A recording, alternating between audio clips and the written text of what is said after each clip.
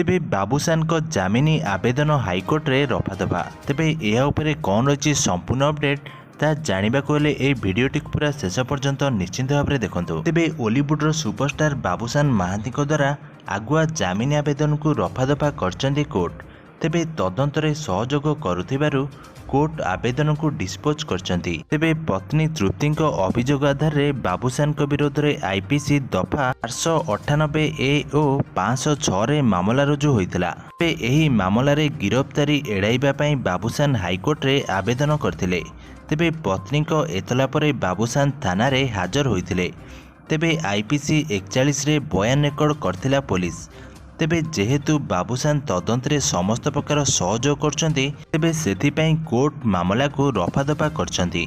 तेबे सूचना अनुसार गत जुलाई 23 तारिख में अभिनेत्री प्रकृति मिश्र सह बाबूसान भुवनेश्वर विमानबंदर को जाउथिबा बेले बाबूसान को पत्नी तृप्ति बाबूसान को कलर धरिबा सह प्रकृति को टणाउटरा करथिले।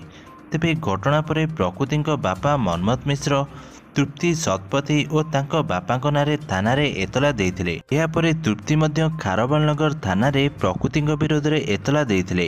तेबे तृप्ति अभियोग नहीं पुलिस मामला रुजु करथिला। तेबे केवल प्रकृति नुहे बाबूसान विरोध में मध्य निर्यातना और धमक देवा नहीं थाना रे अभियोग करथिले तृप्ति। तेबे एथिरे आपण मानकर कोन मत कमेंट माध्यम रे निश्चिंत भावे जणा।